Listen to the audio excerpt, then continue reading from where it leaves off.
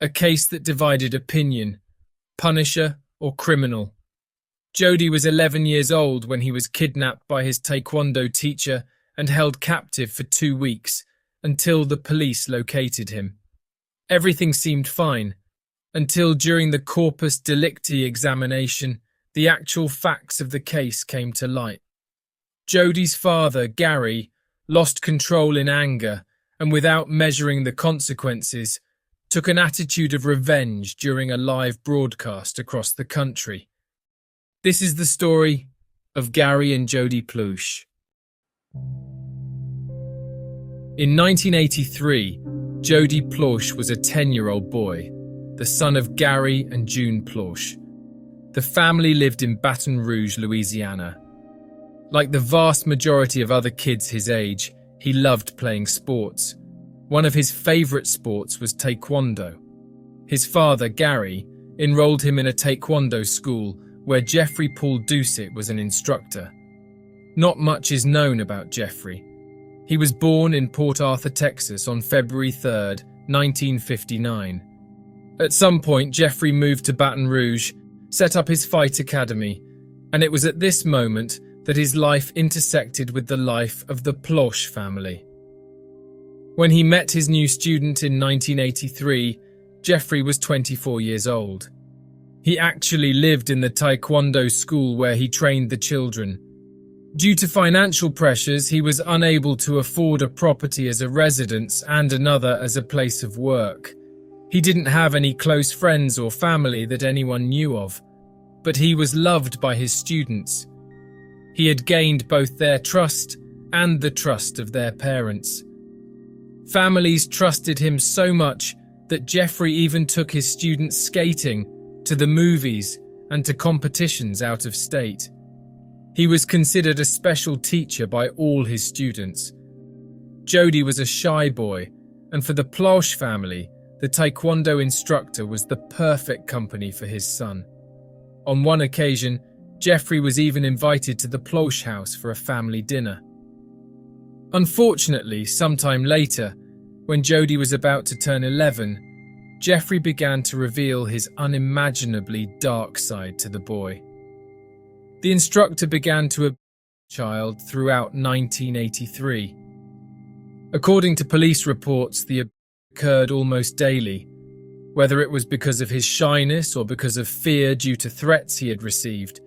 Jody didn't tell anyone what had happened. Jeffrey also had fits of jealousy, saying things like, "You like your father more than me. I'm more than a father to you. I do everything for you." The abuse continued. On February 19th, 1984, Jeffrey, who was about to be called to testify for writing bad checks, kidnapped Jody and took him to a hotel in California.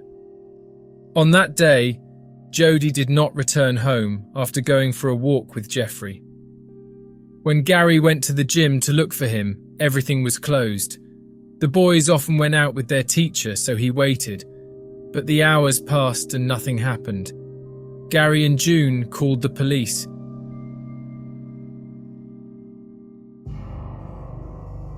Just 10 days later, on February 29th, Jeffrey let the boy call his family to say everything was fine.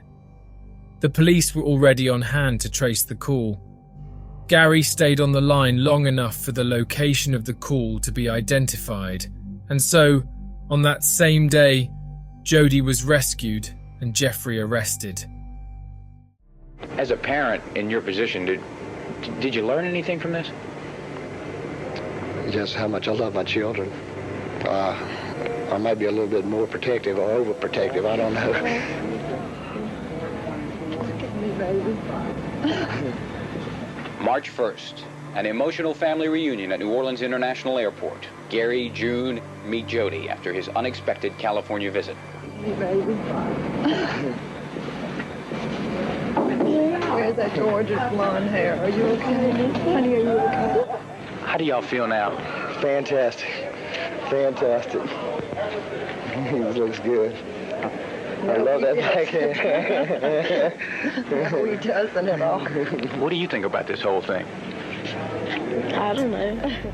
Jeffrey had dyed the boy's hair in an attempt to disguise him. Up until that moment, both the police and the family thought that the kidnapping was just a crazy man who wanted Jody to be his son. But at the police station, during the corpus delicti examination, the barbarity was revealed. Jody later spoke of his months of abuse.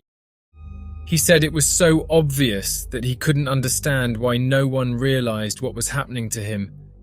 Even at the age of 11, he already knew there was something wrong with Jeffrey, but he couldn't say anything because he had been threatened and was afraid. He waited for everyone to find out. Gary, his father, aged 38, was enraged.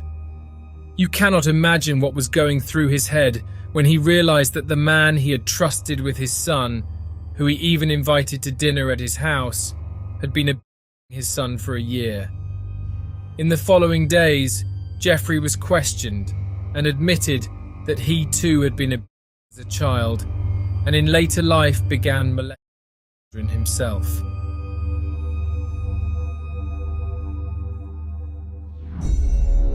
Two weeks after the arrest, on March 17th, Jeffrey was to be escorted by police from California to Baton Rouge for trial.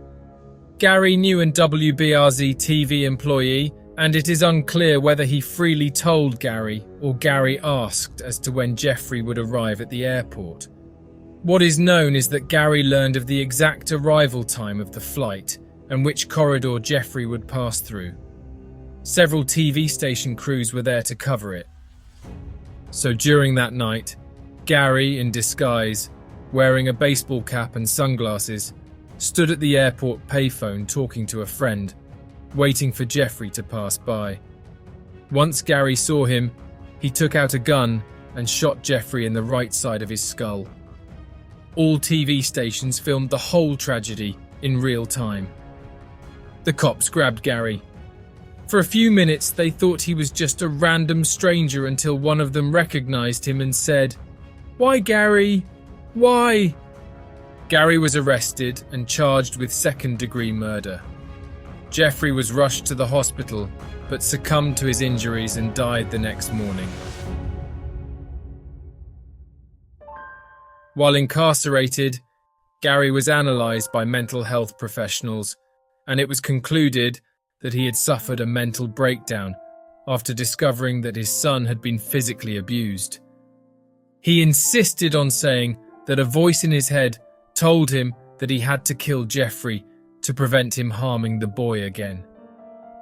Gary was initially charged with second-degree murder, but agreed to a plea deal. He was given a 7-year suspended sentence with 5 years probation and 300 hours of community service, which he completed in 1989. In several interviews, Gary always said that he doesn't regret what he did, and that if he went back in time, he would do it all over again. Do you regret killing Jeff Doucette? No. No. Would you do it again? Oh, yeah. Oh, yes. In 2011, Gary suffered a stroke, following another one on October 2014. At 68, he passed away. The boy, now a grown man, was very upset with his father at the time. He said he didn't want Jeffrey to die, that his arrest was enough. But over time, he re-established his relationship with his father.